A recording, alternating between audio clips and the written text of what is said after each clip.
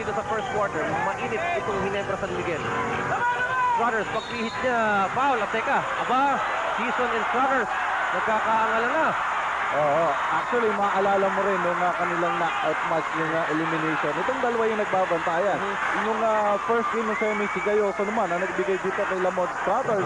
At yung physical game, talagang pinaparamdam ng mga taga-Ginebra San Miguel. Kahit input yan, they will not back down. Pero yung sportsman-like conduct, yun ang uncalled for. Dahil nagkatamaan sila ng hita dyan, pag-ikot, ahawakan, may second motion ito. Yes, yung Tuho, that's deliberate foul called on Vin Season, and now a technical foul, I believe. Of course, Sonny Jaworski. Hindi nila kailangan ito dahil patayang oras, nakakaroon ng pagkakataong makatapyas ng puntos itong mga taga San Miguel Beer. Yes. Isang klaseng laro niya. Nagkasutan ni Struthers si Pido, and sideline in yun dahil sinawag niya. Of course, mula nito, series po ito. So, yung dalawang teams ay nagbabantay lang. Inaliwa naman ngayon, Mario Aquino. Ingat ang kalamangan. Usually, pinapalapit ito yung mga kalaban nila. Pero si Hinos, palagay ko, walang solo. Nagtatanong tira niya, over Marlo Aquino. Talagang season going to Marlo Aquino.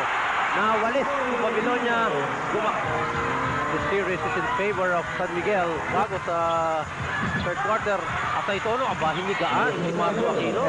Walang laman ng lambat. Ito si Doksin, laban kay Babylonia. Bumangga, ang tira niya, pasok. At wala ding laman ang defense. Transition play for Ginebra. Here it comes, courtesy of Season. Well, ganyan talaga tumapos itong si Vin Season. Lamont Struthers, bumangga minsan, umikot, at nagka-foul na naman. Kailangan matigas ang katawan mo rito sa mga banggaan. At eto, dalawa yung magkasunod na tama. Tinamaan itong si Lamont Struthers. Una kay Locsin, pangalawa kay Marlo Aquino. Dahil yung foul will go against Noli Locsin. His third.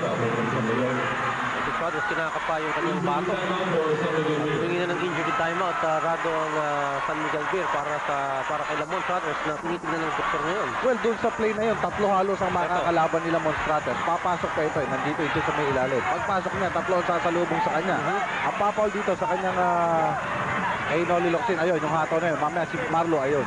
Tumaba pa sa balikat. So, kahit hindi masakit yung chop, pero yung bigat ni Marlo, yung bigat ng braso, naramdaman niya sa balikat. Ang pagkakataon na rin ni Lamont Struthers, knowing very well, napagod na siya. Aba, ito yung mga pagkakataon na tinamaan ako ng konti. Bakit hindi ako magpapahinga? Naman, oh. Ito, sa ibang angulo naman natin tignan yung tama kay Lamont Struthers. There's the foul. Doon pa lang. Tapos si Mario Aquino na kinukuha naman yung kanyang balance, bumagsak din dito kay Lamont Struthers. Pero mamang ito hindi naman napapagod daw. Hindi naman ako naniniwala na napapagod. So sa points mula sa transition at nakukuha nila. Meron na naman dito. Yes! Possible 3-point play pa. Foul. Itong si Vin Season. Lamont Struthers not giving up 31 markers.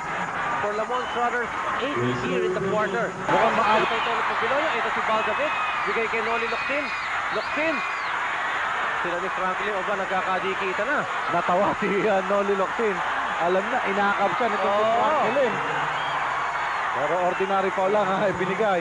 Kiniklaim ng mga taga-Ginebra na deliberate foul lang. Tingnan natin yan. Aakapan na Ayun, Hindi na niya patitirahin talaga At nangiti na lamang si Noli Locsin. Alam naman niya yung gusto ni Franklin matigil. Hindi alam niyang hindi siya susunod. Nararamdaman lang ng Ginebra ang pressure. Aquino! Saka, traveling. Hindi niya na-release.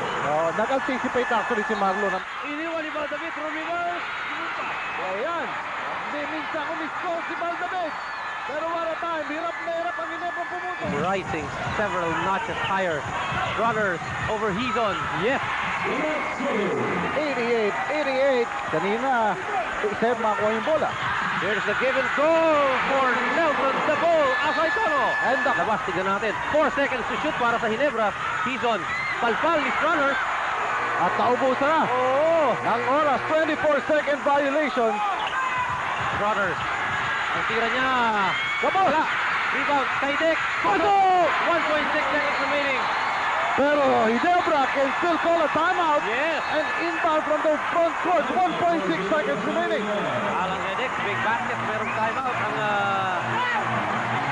Ginebra. Okay, kung babalik. Ang tira niya. Wala. Rebound ni Locsin.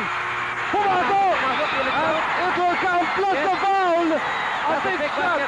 Big basket. 7 play from Noli Locsin coming out of deflected shot of Fred Lopez. Kita mo, sapal ito. Pero ang lalim na. Nakita pa rin. May foul pa si De La Cruz. Yes, Noli Locsin. 114-111. Grand Air Sky High shot of the day to close this ball game. Let's